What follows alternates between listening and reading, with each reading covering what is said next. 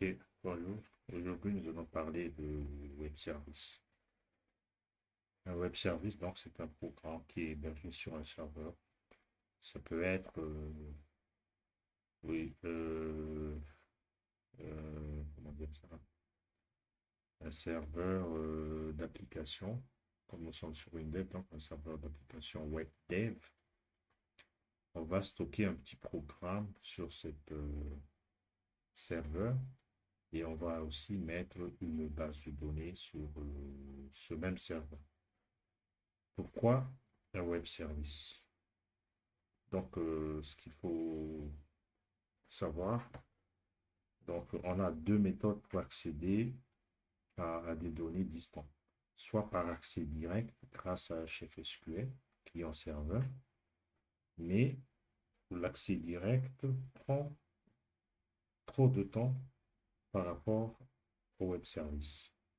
Parce que l'accès direct, donc il faut qu'il y ait une communication euh, sur votre application et le serveur en permanence.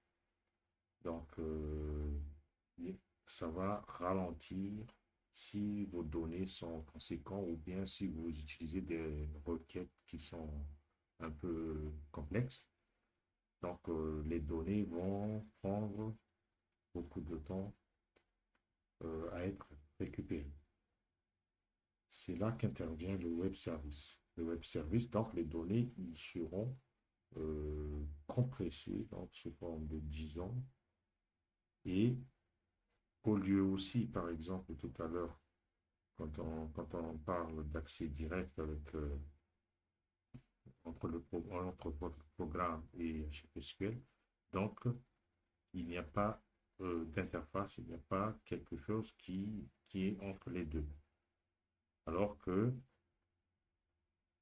si par exemple un programmeur ou un utilisateur donc, va accéder à votre base de données, il va tout accéder parce qu'il n'y a pas quelque chose qui est entre les deux.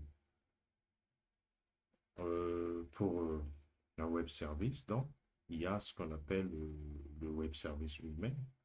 C'est c'est une petite programme qui fait la jonction entre les clients, c'est-à-dire les clients, quand je parle de clients ici, donc, je veux parler des applications mobiles, des applications desktop, etc.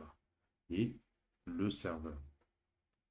Donc, quand le client va communiquer avec le serveur, donc, il va envoyer une requête et c'est le web service ou l'API qui va traiter quel point d'entrée est-ce que le client demande. Donc, comme on voit sur le schéma, là, sur notre schéma, ici, donc là, il y a le client, il y a la partie client, la partie serveur et le web service qui est au milieu. Euh, bon, dans dans notre support de cours, donc dans OneNote, j'ai mis en rouge ici parce qu'on fait toujours référence, par exemple, à API ou web service. Donc là, il y a une petite explication qui permet de le différencier. Donc, un API, comme le nom l'indique, c'est une interface de programme, de programmation d'application. Donc, c'est un ensemble de règles qui permet à l'application de communiquer entre elles. Tandis qu'un web service, donc, c'est une API qui fonctionne impérativement sur un réseau Internet. Un API peut, par exemple, fonctionner sur un réseau local qui est un peu, et puis aussi sur Internet. Donc, en utilisant des protocoles standards comme HTTP SOAP et REST. Dans ce cours, donc, on va s'intéresser sur REST plutôt que sur SOAP. Pourquoi? SOAP, donc, il est plus vieux. Il est basé sur le protocole, sur XCML, alors que REST, il est sur JSON. Donc, JSON, il est plus léger que le SWAP, le SOAP. Mais WinDev supporte les deux protocoles SOAP et REST. Mais comme j'ai dit tout à l'heure, que nous nous intéressons à REST parce qu'il est plus moderne et plus facile à être intégré, que ce soit dans WebDev, que ce soit dans d'autres logiciels de programmation. Et pourquoi ce choix? Donc, comme tout à l'heure, pourquoi ce choix de web service? C'est pour que nous ayons le temps de réponse le plus rapide pour interroger une base de données distante. Et en plus, ça ne se limitera pas sur, par exemple, Windev. Vous pouvez aussi utiliser JavaScript pour accéder à des données qui sont stockées sur un serveur HFSQL. C'est grâce à cette web service qu'on peut faire ça. Mais comme tout à l'heure, comme j'ai dit que si vous interrogez à partir de JavaScript directement une base de données HFSQL, donc ça ne va pas marcher parce que HFSQL, il est fait pour les produits PC Soft, c'est-à-dire WinDev, WinDev Mobile et WebDev. Alors qu'avec un web service, vous pouvez créer une application web, JavaScript ou bien Java, etc. et interroger une base de données HFSQL. Et vous pouvez aussi, grâce au web service, interroger une base de données autre que HFSQL. Par exemple, SQL Server, PostgreSQL, MySQL, etc. Donc, c'est un peu l'avantage d'utiliser un web service que de faire un accès direct à la base de données. Et en plus, le web service, ça sécurise votre base de données parce qu'il fait, comment dire ça, il est entre l'application client et votre serveur. Donc, on ne va pas s'attarder sur la théorie, mais nous allons voir comment créer maintenant un web service avec WinDev, WinDev Mobile, WebDev. Donc, passons sur WinDev. Donc, quand vous créez un nouveau projet, donc, que ce soit, oups, voilà. Quand vous créez un nouveau projet, que vous soyez sur WinDev, WinDev Mobile, WebDev, c'est la même chose. Vous pouvez créer des web services dans ces trois produits. Mais, mais ça dépend de votre habitude. Donc, la plupart des gens donc, vont faire le, le web service sur WebDev. Mais nous, donc, on va déroger à cette règle. On va directement créer sur WinDev. Et vous voyez ici, il y a web service sort et reste. Donc, il va me demander quel type de web service est-ce que je veux créer. Donc là, on va, comme j'ai dit tout à l'heure, donc on va passer directement à REST parce que c'est le plus utilisé actuellement. Et il y a aussi avec la nouvelle version là qui va sortir la 2026, donc ils ont introduit le GraphQL. C'est aussi un autre type de web service qui est plus rapide que le reste et qui commence à beaucoup à être utilisé actuellement. Et ça ne veut pas dire que REST ne sera oublié. Donc, avec REST, donc là, je vais créer un projet. Notre projet, donc, ce serait pour WS, Web Service.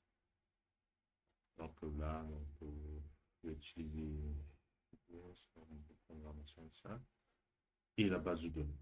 Ce qui est très important, oui, c'est la base de données. Comme nous avons vu dans le schéma tout à l'heure, donc, notre base de données, il serait une base de données qui supporte le client-serveur. Dans notre cas, donc, on a un HSQL client-serveur, donc on va utiliser HSQL client-serveur. Donc, je vais créer une nouvelle base de données. Ici. Et de type client-serveur.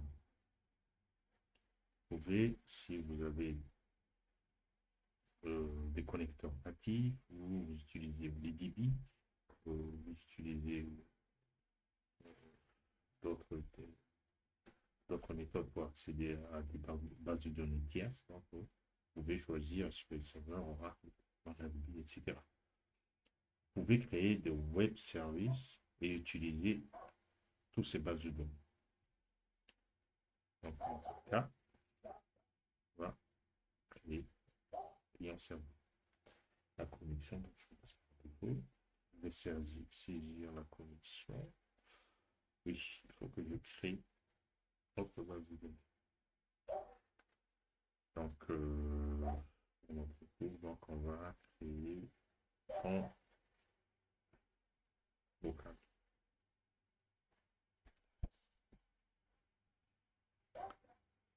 Donc, local, et une nouvelle base de données. Ici, je vais EBS. Ce sera la base que nous allons utiliser. Donc, là, je vais faire ça. Je vais saisir les paramètres. On va faire host.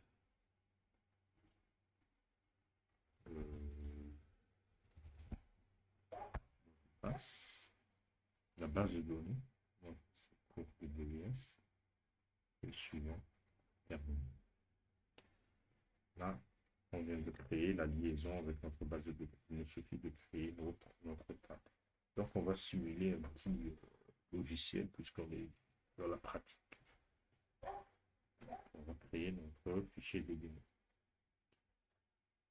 Donc, le web service, c'est un programme qui va interroger les données, c'est-à-dire les fonctions que nous allons créer pour interroger les données qui sont dans notre base de données.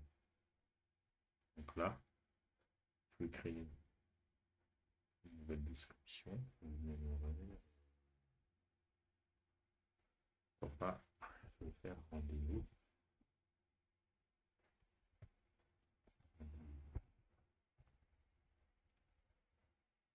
Donc, rendez-vous. Identifiant sur Autoctl. Donc là, si vous avez un jour utilisé la réplication, donc ce serait bien de mettre un identifiant automatique sur 8 octets. Sinon, vous pouvez utiliser un 4 octets ou bien un UUID. Donc nous, on va rester par défaut. Suivant.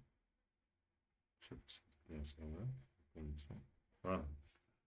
Donc, rendez-vous, donc je vais laisser là pour l'instant.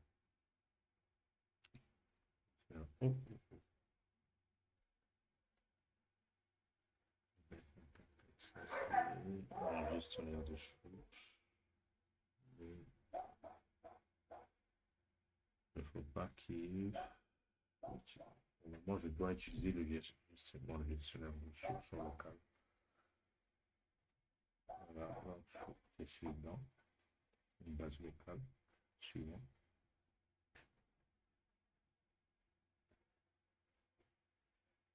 Pourquoi j'utilise un gestionnaire de sources? J'utilise un gestionnaire de sources parce que c'est pour sauvegarder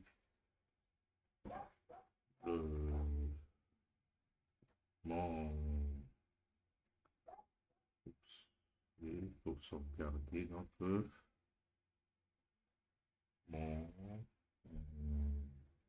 mon projet.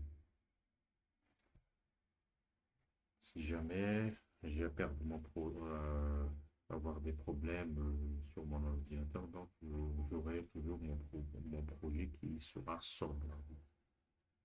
Le reste ici, donc c'est le cours.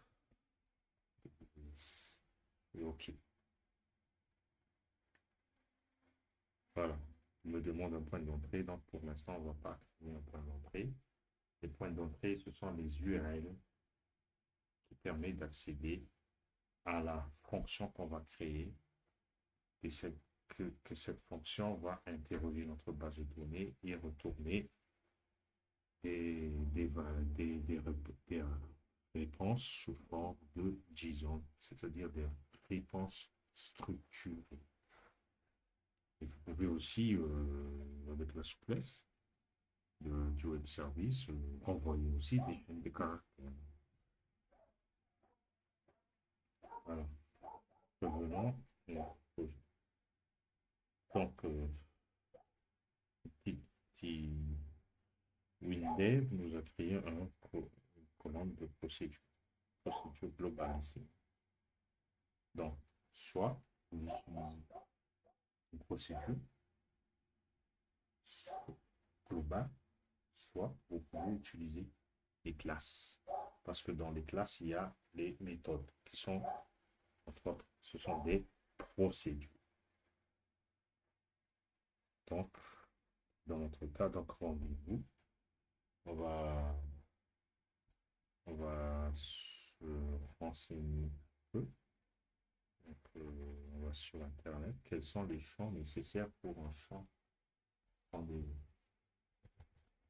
Donc, ce sera champ agenda. Donc, ici, le champ agenda. On va voir qu'est-ce qui constitue le champ agenda. Et bien, si je ne me trompe pas, est-ce que parmi les fichiers de données privées, il n'y a pas rendez-vous agenda? Ouais, voilà. Ok. Donc, on n'a pas besoin de ça. On va créer un nouveau. Si c'est agenda. Ce dont j'ai besoin, l'auteur, les titres. Bon. Le titre, le contenu, et tout ça, et tout ça, et tout ça. Bon, c'est pas grave, on va prendre. Voilà, mon champ agenda. Là,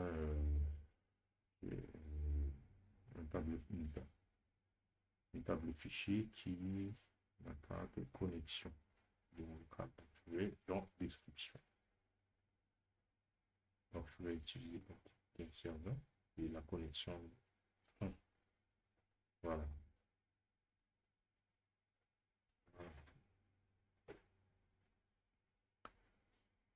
Maintenant qu'on a l'agenda, on peut créer une classe à partir de ce table fichier agenda en utilisant une classe mappée.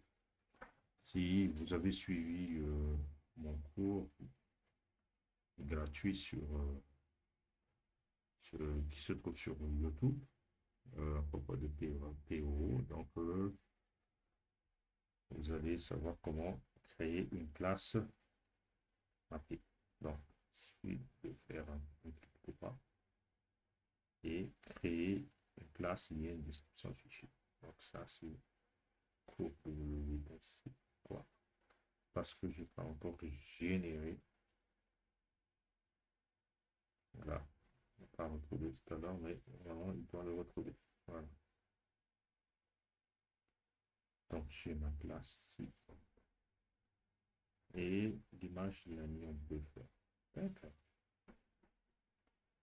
L'ID, voilà. On a notre classe qui est mappée. Donc, chaque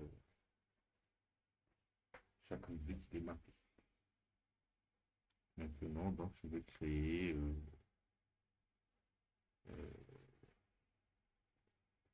je peux créer une à une toutes les méthodes, mais vous savez qu'avec WinDev nous marche toujours le travail, nous facilite la vie. Donc, je vais directement dans la description de mon web service, ici un peu plus bas, ici, description du web service REST. Ici, je double-clique et je vais faire nouveau. Avant de faire nouveau, donc je vais dans la description. Pourquoi cette description? Donc c'est ici que vous allez créer le composant qui sera utilisé par tous les points d'entrée. C'est-à-dire, par exemple, ici, on va faire cours WS. Là, donc, notre URL, après le HTTP et l'adresse du serveur, on va commencer par cours WS. Voilà, et aucune procédure qui est associée. D'accord, ça c'est la procédure prolongue. Normalement, donc, si vous cliquez sur l'aide, il va vous expliquer ce qu'est une procédure prolongue. Une procédure prolongue sera utilisée, par exemple, si quelqu'un va accéder à votre point d'entrée, c'est-à-dire l'URL, et ça vous permettrait de sécuriser l'accès à votre donnée. On peut utiliser les tokens ou bien l'authentification basique. Donc ça, c'est pour les cours avancés avec le web service type REST. Donc je vais fermer ça. Je vais faire OK. Maintenant, je vais faire non. Là, il me dit que je peux créer un point d'entrée manuellement. Donc, je lance l'assistant. Mais aussi, je peux créer des points d'entrée à partir d'un fichier de données. Donc, notre objectif ici, c'est de créer, modifier, supprimer et afficher, par exemple, la liste ou bien un rendez-vous. Donc, comme j'ai dit tout à l'heure que Windev nous marche le travail, donc je vais créer un point d'entrée à partir de fichier de données. Je vais faire suivant. Je choisis la table, l'agenda, suivant. Et là, ce sont des rubriques à exposer. Qu'est-ce que ça veut dire?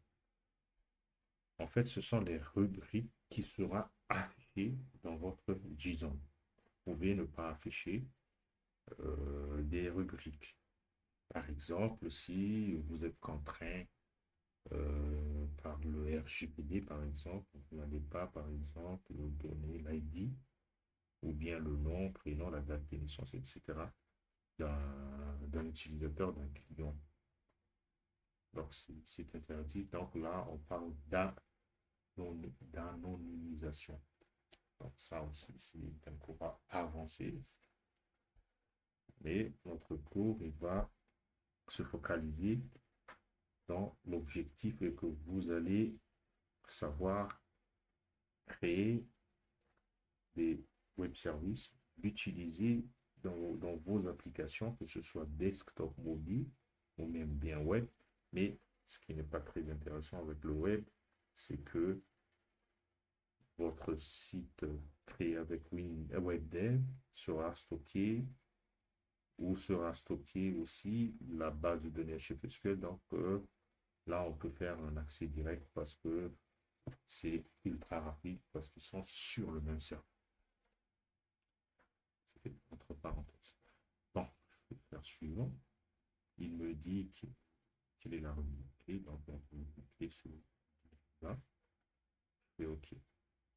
Là, il me demande sous forme le format de réponse des requêtes. Donc, il va nous renvoyer le JSON, ou bien JSON de téléflux, ou bien XML. Donc, texte XML ou application XML. Bon, on va rester sur JSON parce que c'est le standard.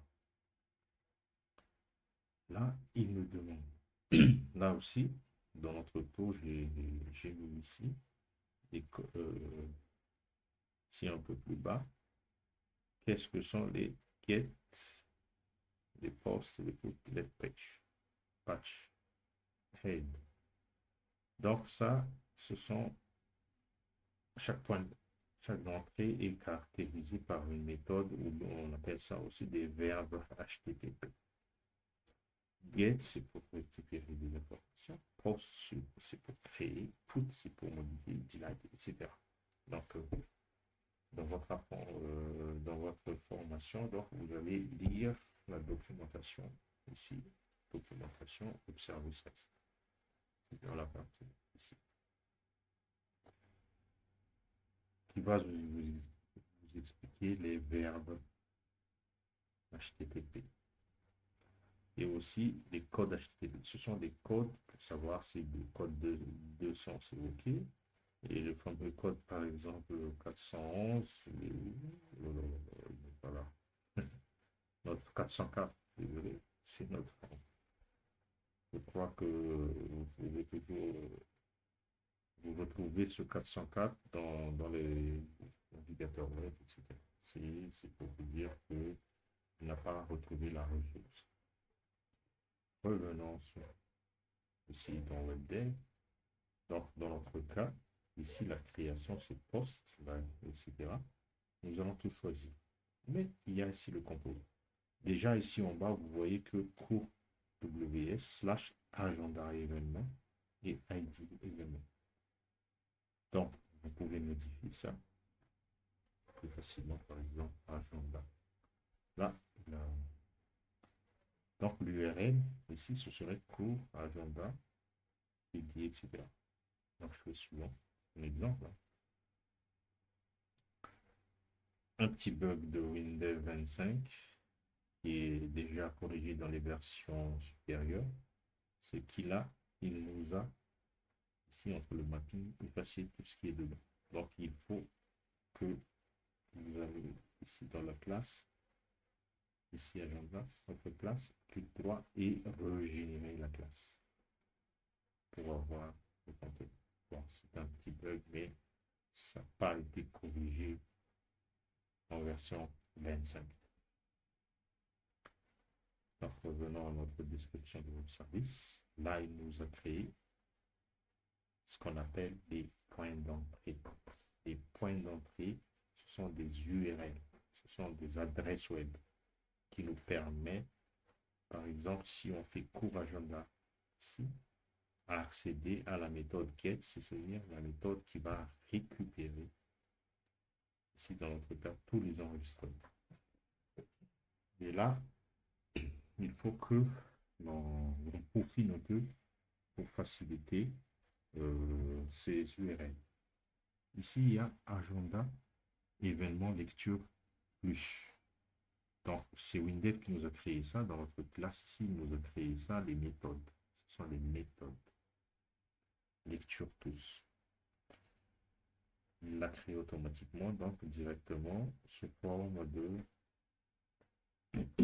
ici, et sous forme de fichier mappé. Donc, vous pouvez créer votre propre code. Hein. Ne pas suivre ce qu'il a donné, mais là, il nous a facilité les choses ici. Il nous a même sérialisé. Pourquoi sérialisé? Sérialisé, donc, c'est pour faciliter aussi la lecture du côté client dans notre programme client. Parce que là-bas, on va désérialiser. Et si vous voulez comprendre cela, donc vous allez dans les. Voilà. Et là, il va vous expliquer, c'est transforme les éléments suivants en format spécifique.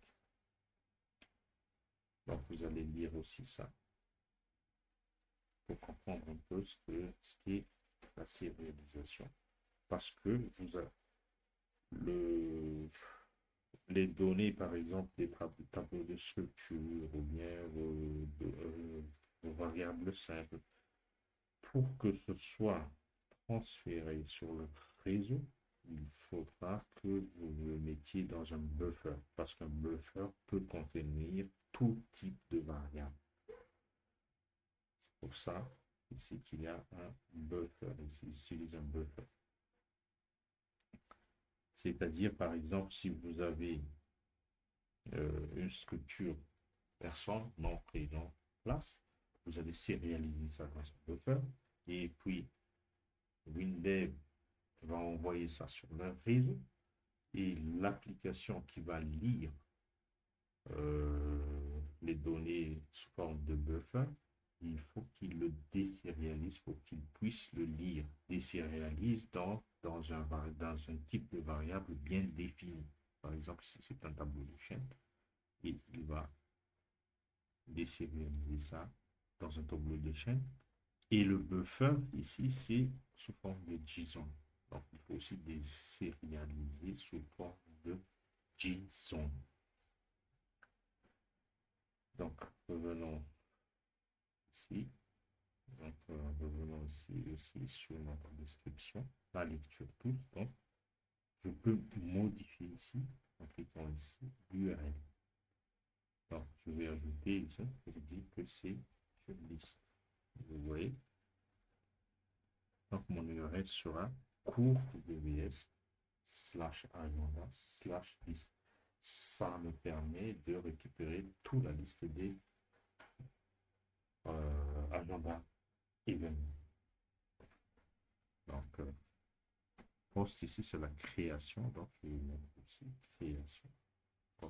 Je vais, par exemple, ajouter possibilité. Et get. Il y a deux sortes de get. Il y a un get qui récupère tous les enregistrements. Il y a aussi un get qui va récupérer un seul enregistrement grâce à l'ID. Mais vous pouvez aussi créer une procédure ou bien une méthode d'une classe pour récupérer un agenda par rapport, par exemple, à son auteur. Là, il faut que vous allez créer ça. Nous allons voir ça tout à l'heure. Mais ici, je vais ajouter ici, on va par exemple filtrer,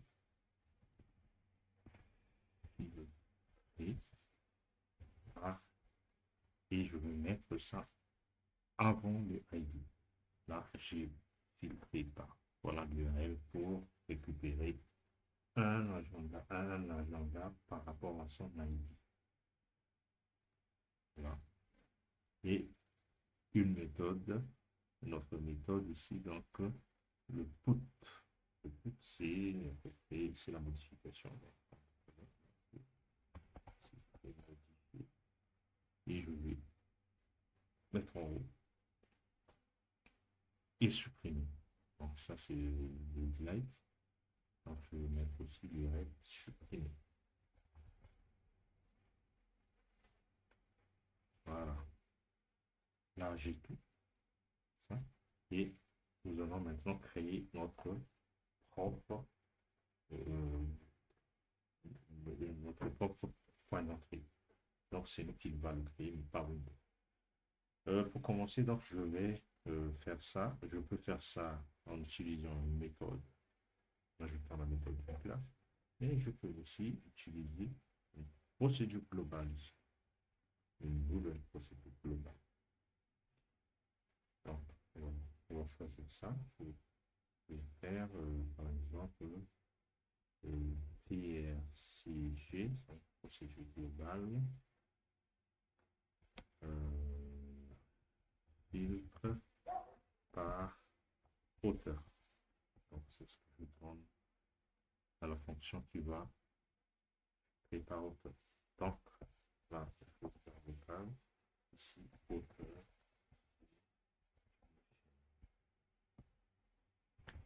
Donc, ça va envoyer ce qu'on appelle un buffer. C'est ce que nous allons envoyer dans le réseau. Donc, agenda, auteur et un buffer. Je vais renvoyer un buffer, agenda, auteur. Dans notre cas, par exemple, un auteur peut avoir plusieurs. Donc là, je vais créer une requête qui va récupérer ça. Donc le type select, évidemment. Auteur, agenda, agenda, donc, je vais récupérer parce que je vais sérialiser. Mais je peux aussi, si j'aime me compliquer la vie, eh bien, il y a trop de données envoyées, donc on peut retirer ce qu'on appelle les requêtes dont je n'ai pas besoin. Maintenant, c'est par rapport à son auteur. Donc, par rapport à son auteur, donc il est égal au paramètre. Voilà. C'est auteur chargé. Je vais utiliser cette requête. Pour montrer ça, je vais créer un tableau d'éléments. Okay. Avec auteur chargé. Point param. Ici, donc, auteur. Avec auteur. Point. La requête. Maintenant, je vais créer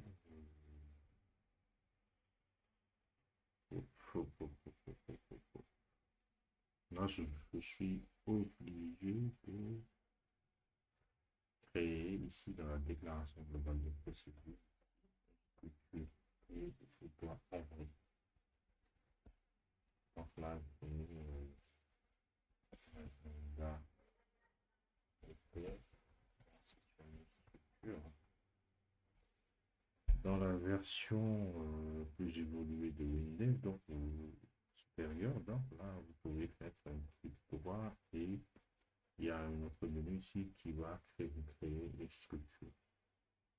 Et là, on est obligé de le créer manuellement. Ce que je trouve un peu fastidieux. Mais heureusement que nous avons créé une classe ici. Notre classe, et on va simplement reprendre ça. Et ici. Mais j'ai pas besoin, voilà, de tout ça. J'ai pas besoin de maintenir. Hop. Oh, je vais monter les enlève. Je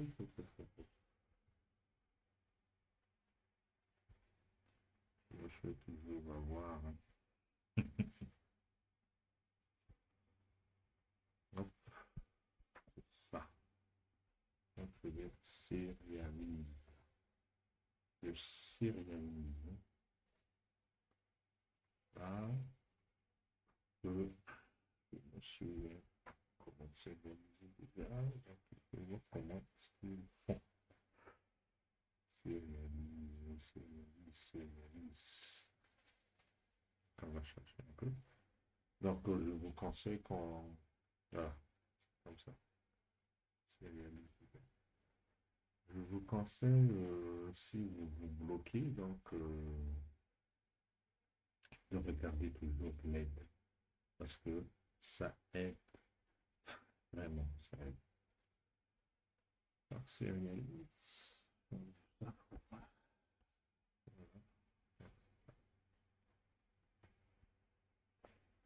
Bien, c'est pas ça. Bien, c'est ça. C'est ça. Je vais me comparer. Ça marche. Hop.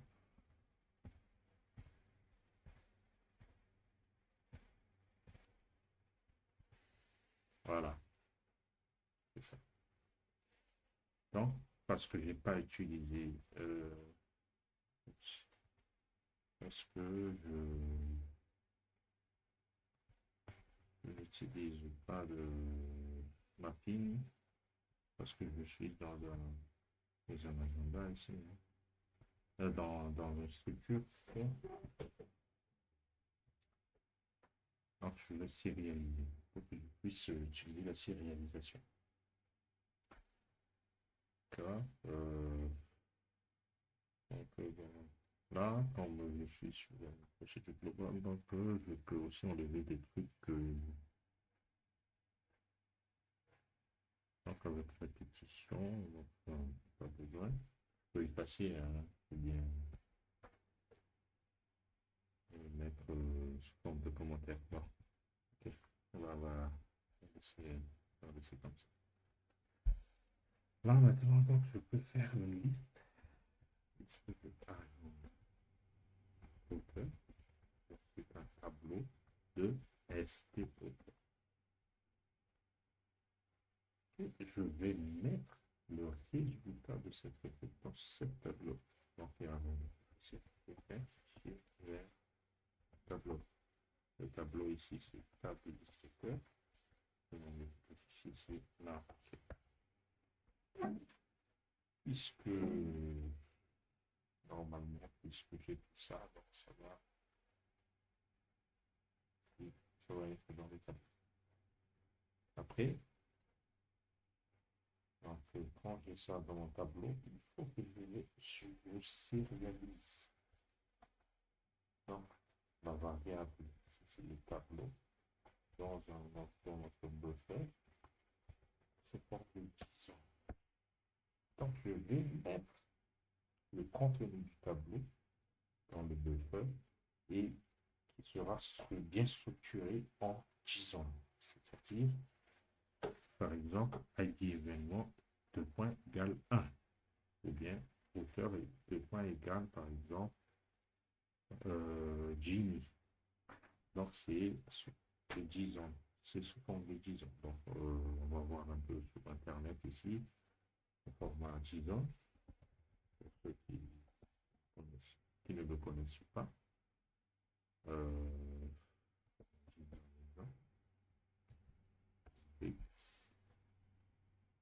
Donc, est-ce que l'IA va nous donner cela? Ici, voilà, c'est un peu sous forme de ça. Ça, c'est un JSON. Ok. Des JSON. Bon, l'IA là, il ne marche pas. Voilà. Donc là, j'ai sérialisé. Maintenant, je peux libérer la requête.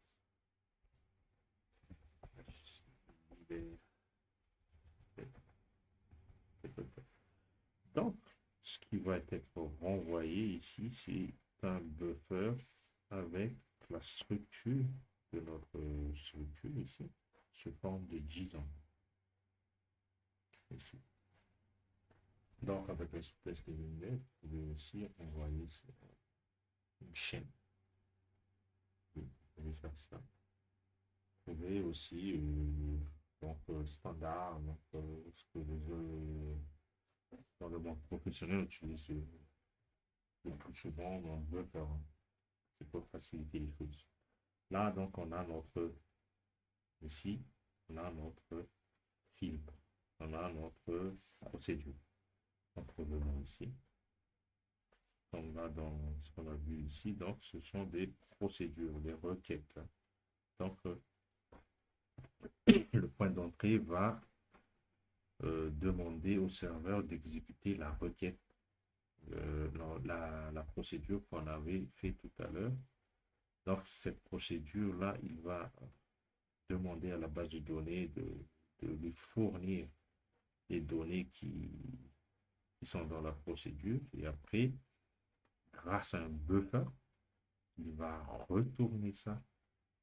Donc, chez les clients sous forme de JSON, d'un buffer contenant le JSON de la réponse envoyée par le serveur.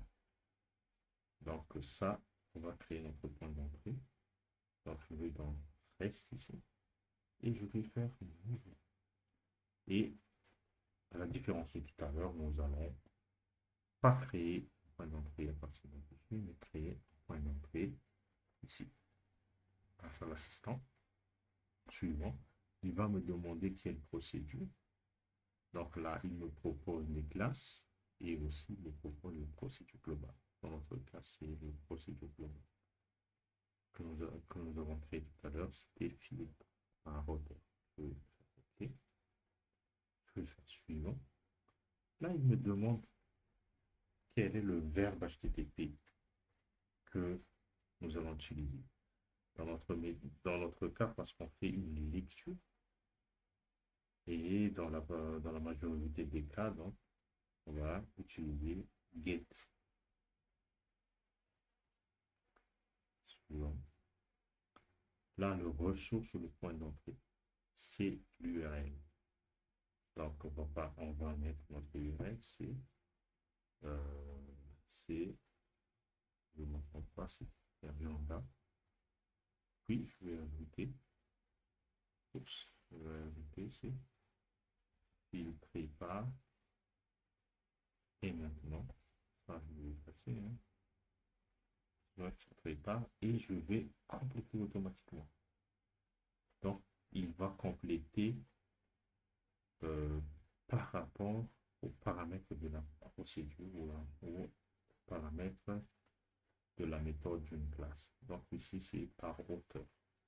Tout à l'heure, on a filtré par ID et auteur. Et pour que ça ne va pas difficile à être ça, pour qu'on ne s'en mêle pas les pinceaux, donc je vais ajouter notre composant ici, filtré, ou bien, non, mettre filtré par auteur. Enfin, filtré par auteur. Voilà. Ça différencie hein, de agenda filtré par, hein. Ici, c'est filtré par auteur et les paramètres. Le paramètre, donc, c'est le revenant dans. Oh non, ok. Revenons dans notre leçon ici, un peu plus bas ici. Vous voyez, là, on a un exemple. Là, le serveur, le client et le 10. C'est comment? Donc, le 10 ici, c'est le paramètre. Le paramètre de la procédure qui est stocké sur le serveur ou bien le paramètre de la classe, de la méthode de la classe située sur le serveur. Ça, c'est une URL qui permet d'appeler à partir d'un client, d'un navigateur ou bien d'un programme de la requête, de la procédure qui est distante sur le serveur. Le suivant. Là, donc, je laisse Gison l'interview. Il me demande la description. Donc, là, vous pouvez mettre une description pour l'utilisateur de votre web service pour savoir que filtre, par exemple, l'agenda par rapport à son auteur. Il l'a créé, il est déjà filtré par auteur là. Je peux réduire ça. Je vais faire ça. Là, il nous a créé ça. Maintenant, quand il nous a créé ça, on va créer nos points d'entrée. Et on peut tester cela. On va faire un groupe. Là, il me demande de déployer ça sur un serveur d'application web existant. PCS Cloud, etc. Ou bien sur un poste local. Pourquoi pas un poste local? Sur le local, donc c'est sur votre machine distance et sur un serveur distant. On verra. Là, on peut tester. Et vous voyez qu'il me demande encore l'URL. Ce que je n'aime pas. Donc, je vais déployer ça sur mon serveur.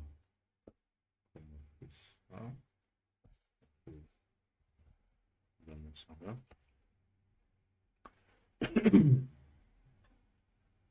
Donc, c'est un serveur de test que j'ai à la maison. Hein.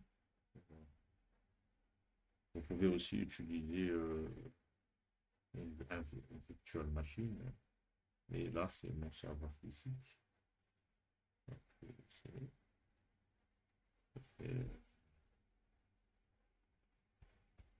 comme ça, je vais déployer carrément notre web service sur le serveur. Ici. Donc, sur mon réseau local. Hop. Le compte utilisateur ici.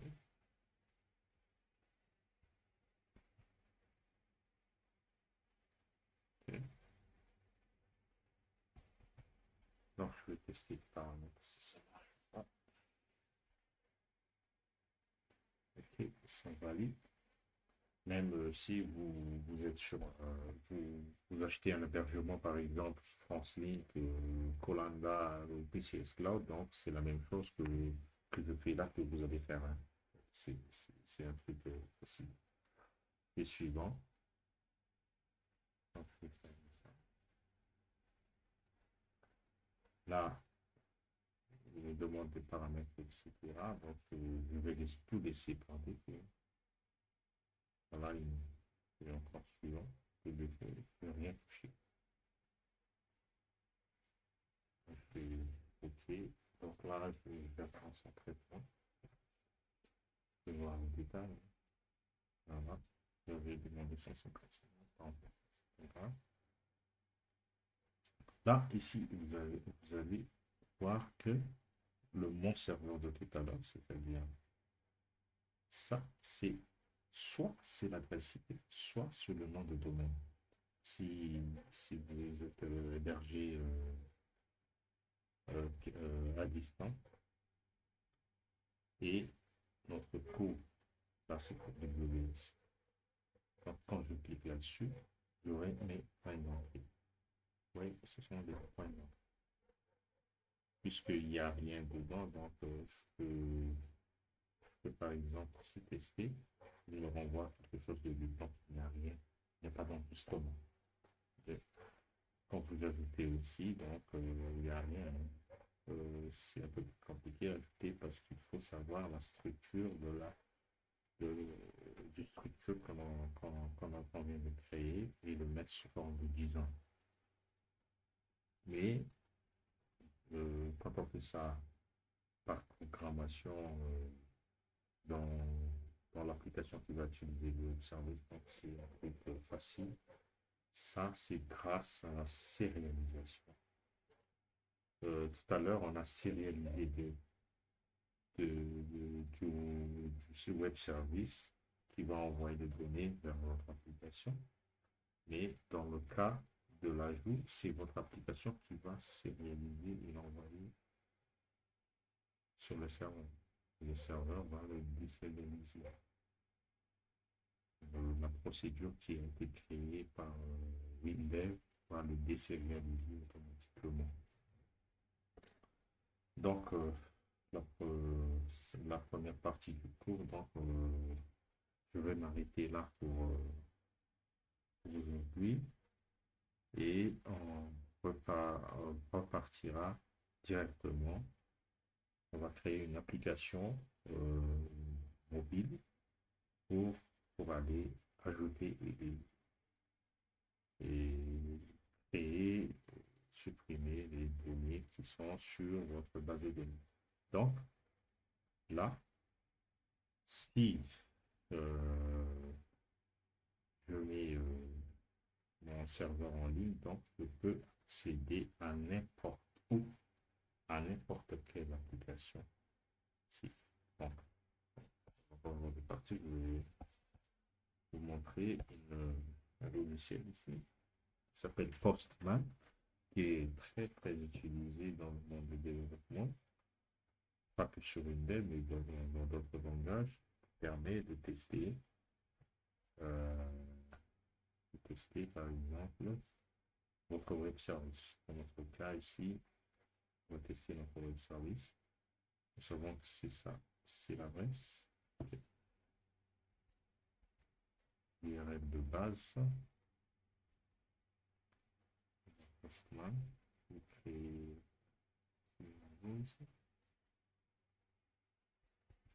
voilà. Et hop, on revient ici. On est dans agenda liste.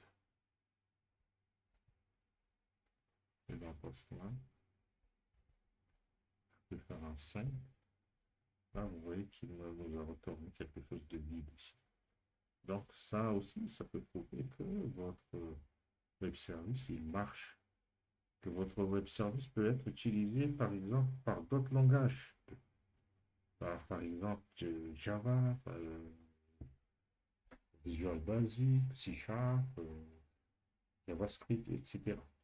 Donc c'est un peu, c'est la puissance du web service. Ok, donc je vous laisse maintenant et à la prochaine.